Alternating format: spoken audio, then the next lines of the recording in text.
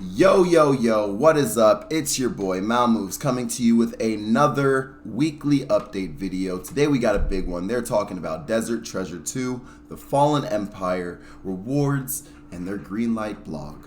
So for this, we're going to be learning out something. We got Guardians in the Rift of the back. We're having a great time. Let's get straight into it. So reading it, it says, we've seen players asking about whether Virtus would be stronger than Ancestral, and let's see what their response is. We'd like to reiterate that aiming for rewards below raid level, in this case Virtus, we can imagine that it would excel and likely outperform Ancestral in places where ancient magics have use. In content where using powered staves like Tukimikin Shadow, the Trident of the Swamp, we expect Ancestral to remain in top. The goal is for Virtus to feel like a choice worth making in situations rather than an outright upgrade. So, looking into this, you're not going to have to worry too much about it being the best in slot overall, but you will get the ability to kind of, test it out in places where you might use freezes or you might want blood magic a lot more. Also, it will be definitely the best in slot when it comes to ancient magic PKing. If you don't necessarily want the highest DPS. I assume people who are going to be PKing and not really worried about TBs are going to be in love with Virtus robes for that reason, for all the ancient add-ons it's going to be able to give, but this is to be found out. The next question.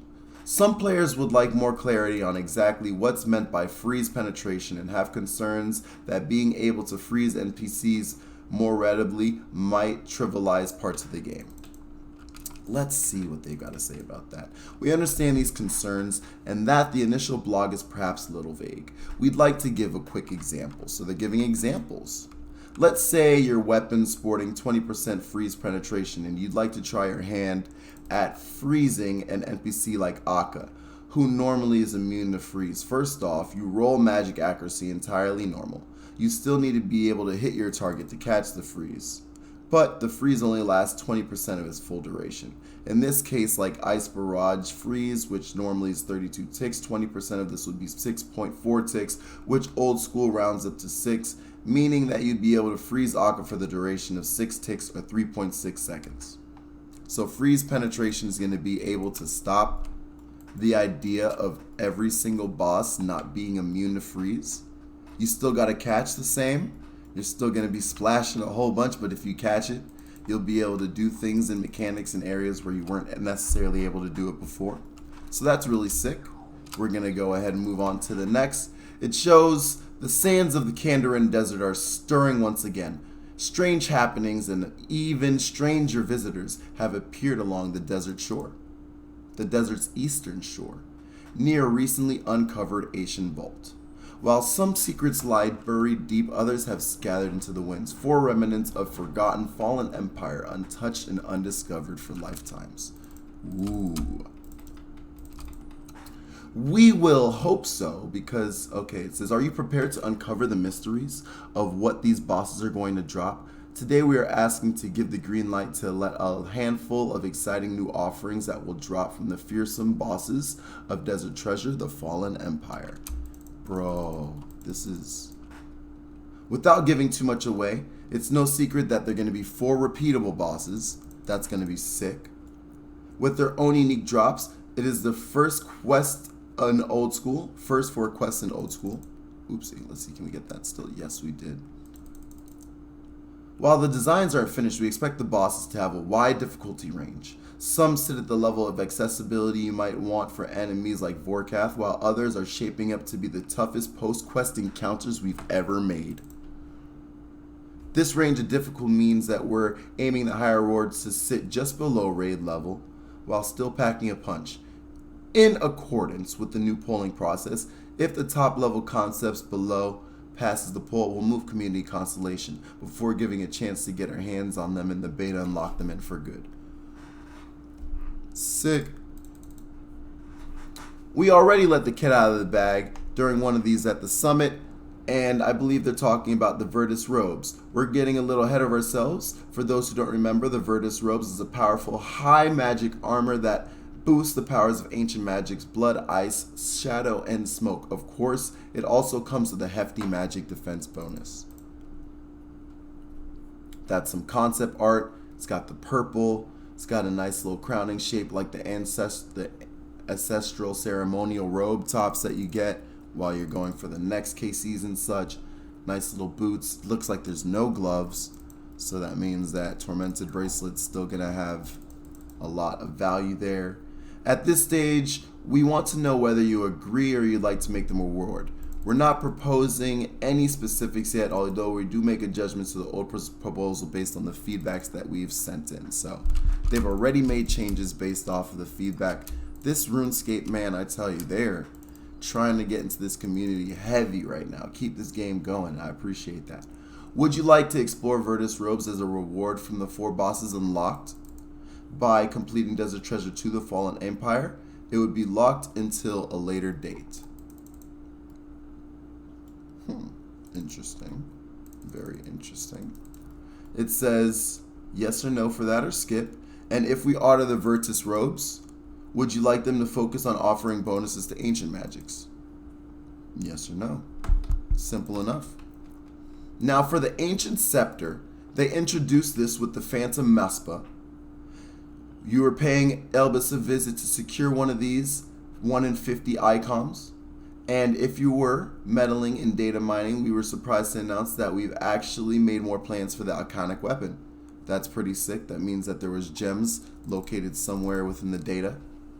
So keeping in the desert theme, it goes to show that the ice, blood, and smoke and shadow smoke and the smoke gems are going to all have their different types of variances of boost effects. A whole bunch of monsters are immune to poison and freeze. We want to propose freeze and poison penetration as a new offense stat option. This will allow her to buff the gems and others that will let you freeze and poison enemies you've never been able to before, opening up new room for experimentation in combat. Sounds good? Smash that yes button. Would you like these to be added to the scepter to be able to add poison, smoke, blood, ice? You could blood barrage and freeze, bro. The possibilities are crazy. Would you like us to explore freeze penetration and poison penetration as new potential offensive stat options? So this is going to help with PVM. Although enough spooky ancients, let's get to the next business. Fremniks have been the best in slots since 2005. Although Berserker ring is a standout, it's time to level up the jewelry front. While we're not dead set on the fine details, we'd like to explore the set of rings that will take the Fremnik ring's crown. To clarify, these rings would target the following niches: best in slot strength, ranged accuracy, range strength, magic accuracy, magic damage, slash bonus, as well as melee strength. As the best news, these rings are going to be super powerful right out the box, so you won't need to spend extra at Nightmare Zone, Soul Wars, or PvP to imbue them. We want to know whether you're happy with our plan to give these rings simple stat boosts that will elevate them to best in slot, or whether you'd like them to have more niche applications. The choice is yours, so make it wisely. For the question 5, it says, would you like to offer 4 new best in slot rings from the 4 bosses unlocked by completing Desert Treasure 2: The Fallen Empire? And if it passes, how would you like the rings to function? The highest voted option, what will be fleshed out in design of it. Simple stat increase that makes them the new set in best in ring slots. Unique effects that place them rings in specific niches. And the runic powers. Now this one is a doozy, and let me tell you guys, they're not lying, because Turmoil was something that I got short-lived with. I personally thought it was dope. I didn't think it was super crazy because at the end of the day I didn't have it, so I didn't get to experience it all the way until I did. I don't know if you guys remember me from Noxel, my days, but you know, RuneScape caught me with some man, so you know, we're coming clean this time. But let's get straight into it. You've already given the phenomenal abilities to Greenlight, but we haven't said a whole lot about them since. We like to think that this is the perfect time to move to community consultation phase and take a look at some of your ideas. We've seen a handful of fantastic suggestions for one-off prayers and entire prayer book, but we want more. Go ahead, share your ideas for prayers, again, entire prayer books that fit the Runic Powers theme and on social media, and we'll keep an eye out and see what our favorites are. You can feel free to go wild here, but here's what we especially keen to hear on your thoughts. First up, we want to reiterate that we are not aiming to make a carbon copy of the RuneScape ancient curses that were added in the Temple of Celestine back in 2009. Of course, we'll still be taking a little bit of inspiration from our forebears, so that means that they are still interested in it, but at the same time, let it be how it's going to be. Most importantly, we want them to feel like a trade-off rather than an upgrade.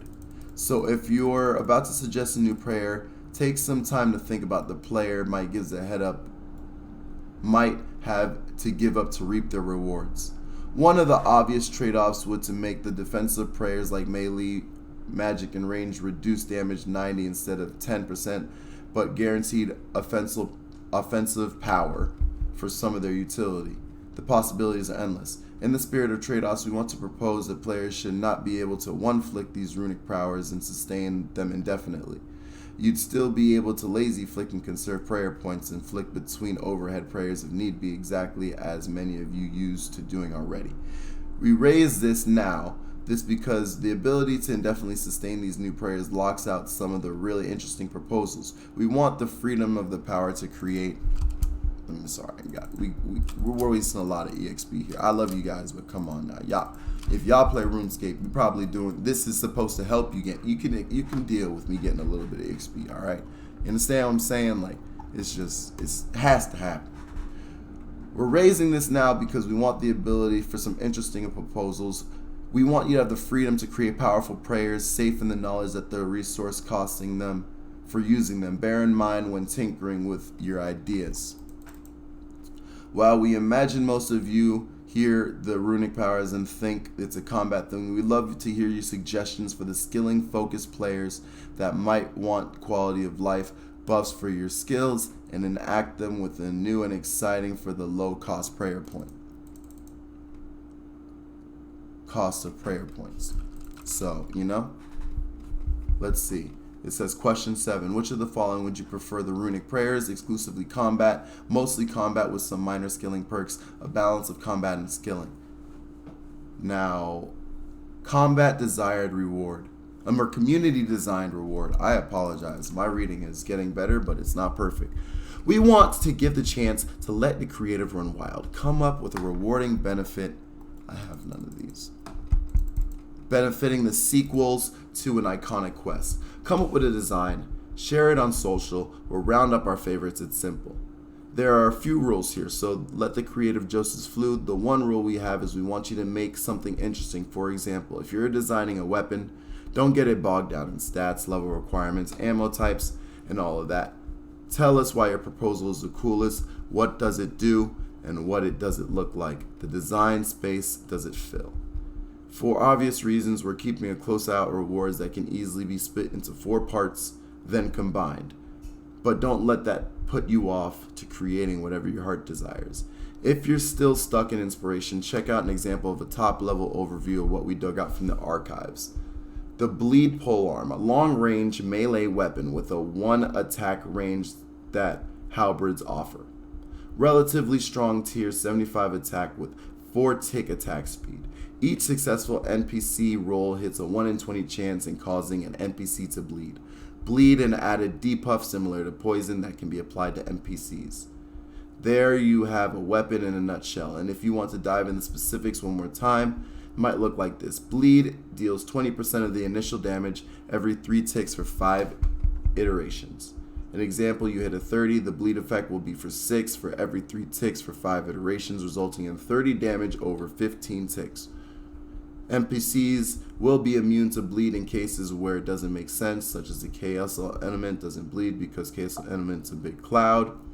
And then you will also have bleed resistance, and most defaulting to 0% resistance could be adjusted by a case-by-case scenario. And basically that's it. So if you are interested, if you're creative, if you feel like you've always wanted to create a nice weapon, here's your chance. Go out there, go on your Twitter socials, your Instagram socials to make it happen. This is Malmoves. I've been wasting a lot of XP. I do hope you guys are excited for this. I am. Now it's time for me to just kind of give my rants, a little bit of raves, my thought processes on what I think I would do in this situation.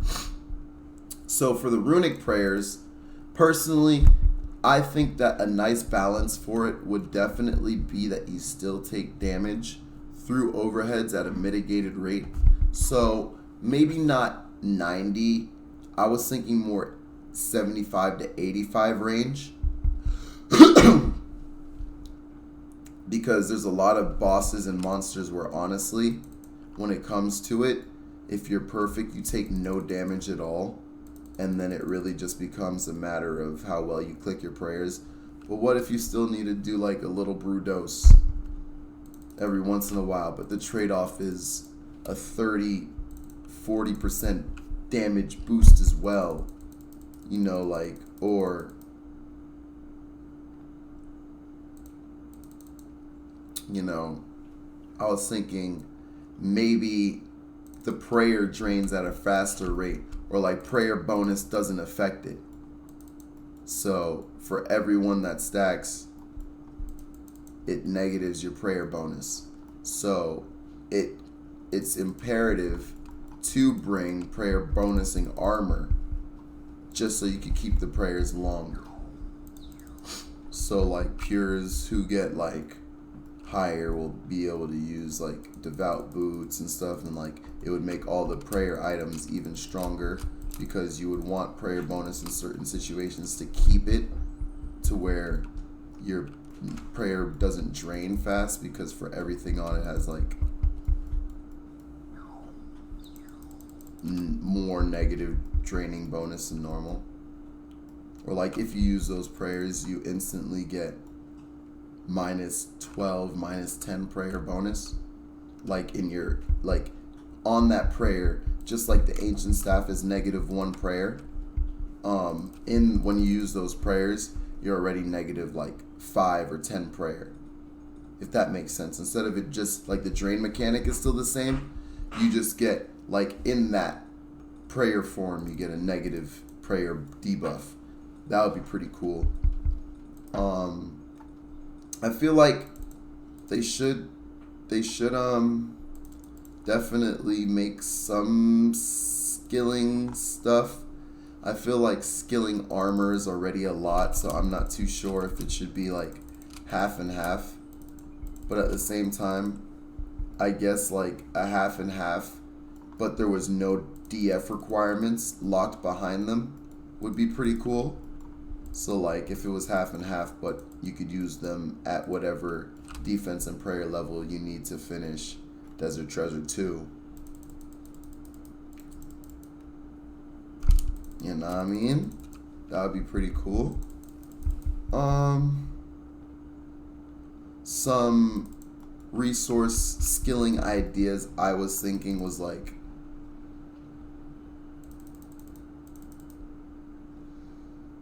for every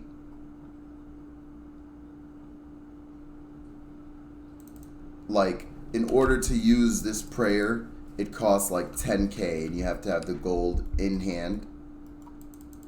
But in doing that, it gives you like a permanent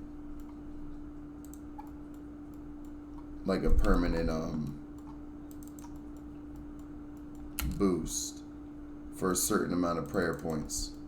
So it's like you turn on this prayer and then you use your GP, and then you get like a permanent boost for an hour duration or like 15-minute duration, where it saps like a dose of what would be a prayer pot. Like it couldn't be a little bit, like it would obviously have to be like a decent amount, and then you get it for this time, but then you can't reactivate it for a certain duration of time to where it makes sense. I feel like that would be pretty useful actually. Like you pay, it takes a little bit of prayer, and then as long as you have the GP and the prayer experience, you can always, and the prayer points, you can always redo it again, and it's like a resource boosting stat. So it's like all resource building stats get like not like a scale, like scaling by level boost.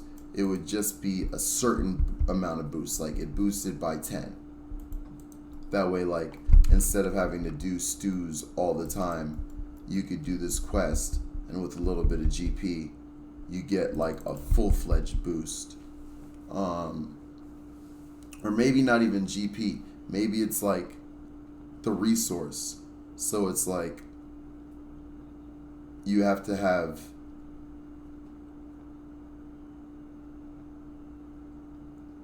that resource plus you hit the prayer, and then if you have that resource, then you can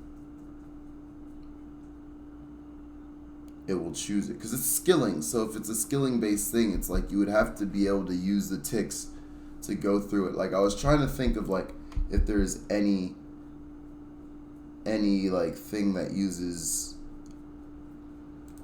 but like this, like you see, like if you don't have a skill, so like if you don't have a skill show, it'll bring up a message. So I think that with that, there is an ability for you to press it yes or no, and then it works as a consumable prayer, and it like boom and boom, and then it consumes the resources.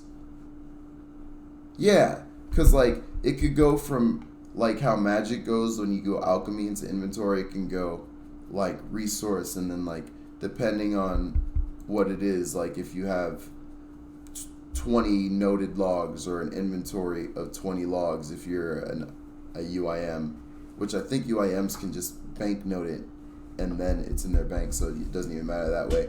You can just boom and then like resource level invisiboost, and then doom 15 minutes for that much resources, and that way it's like a gold sync, and that would be cool. And then I've been thinking about this all day, all freaking day. I want a melee weapon that uses range as well for its special attack, or like if it's like charged up, it can like switch between ranged and melee. So I was thinking about fans, right? And they could be like bladed fans, and then you would just be like chink, chink, and it would be like a fast attacking weapon similar to the DDS, but maybe it uses slash instead of stat, and you can throw it using its special attack as if it was like one of those like, you know, and it had like a rope behind it, so you would, or like a rope dart, like that would be sick. So you can keep it close and it's in the other hand, and boom, da da da, and you're attacking. And then for its special attack, you can do it from like 3 or like 4 to 5 levels, 4 to 5 tiles away. Like as long as you're 2 to 3 to 4 tiles away, you can do the special attack, or you can do it close, and it's like a underhooked throw, boom, and then like that would be like a nice little dope little throw, and it's a ranged attack, so it would deal range damage, and it has a bleed effect. Like that would be sick. It instant bleed effect, like instant range bleed effect. Like yo, like with the bleed stuff they're talking about, tell me that wouldn't be dope. You're using like a kunai rope dart, and it would be like one of the pieces would be just the dagger itself, which is the base, and then, or like the fan, or however you want to do it, kunai, comma, it'd be the roped comma, or like something like that, right? And then in its normal form, you could doom, you could just hack or slash, or yeah, it would be like this, it'd be like this, doom, and then you would have the rope, which could be an attachment. Then you can have like the connector piece, which could just be like the hilt, like the, I don't know what you would call it. And then the fourth piece would be like, I mean, you could get the blade. I mean, like, you could make two separate pieces, and then the rope and the connector piece, two separate pieces. So it could be like the hilt, the blade, the rope, and then the over-encompassing chain piece to turn it into a special weapon that it's special, or like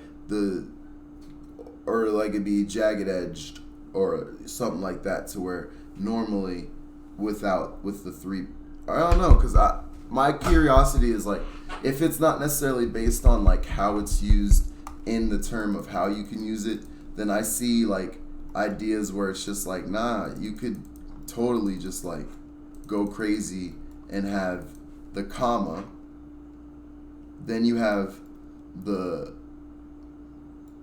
connected comma, which means that you could have it as like a melee kind of ranged weapon, and you throw it and pull it, and then it has two style. So it's like, it's because I think there's, I'm trying to think, salamanders, like yeah, that would be cool. And its attack style is boom, like this. You see how it's like this? It'd be like boom, boom, and then it could have ranged, accurate.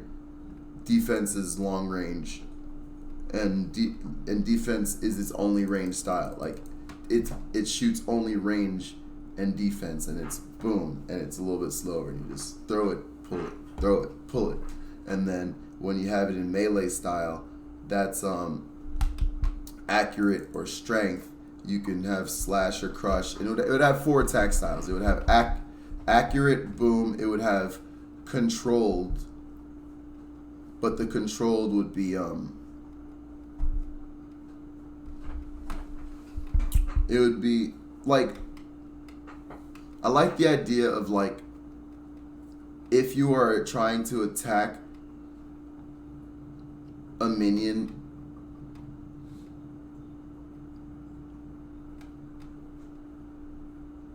like the control, like I'm trying to think of a way that the control doesn't necessarily, or maybe it has to give defense. Maybe it's like either you're doing strength, ranged, long range, which is defensive stat, which you can do either tiles away and it becomes a long range melee weapon that gives either range, or it's just long range melee. Because like if it's only melee, that's fine as well, but its special attack does range damage. But you could attack from 3 to 4 tiles, that way it doesn't switch between range styles. But it would be cool if it was like accurate, like I need a melee weapon to better do it, but it was like regular, strength, ranged, and then long range being defense. And long range, you can have both attack styles depending on how close you are. Either you're throwing it and you're pulling it back, or you're doing it that way. And if you're throwing it and pulling it back, it changes its attack rate, its tick rate, from like a 4 tick to a 5 tick, but you also have the ability to use it from longer distances. Yeah. I want to know what you guys think. Leave a comment if you guys got some ideas. I'm going to try and draw up something. I think it might be a cool idea. And I do hope you guys are enjoying this. I don't really know what this is. I don't know if I should put music behind this. I don't know if I should switch up the panels, but we're going to keep doing them. And this is Malmoves. I will talk to you soon. Peace out.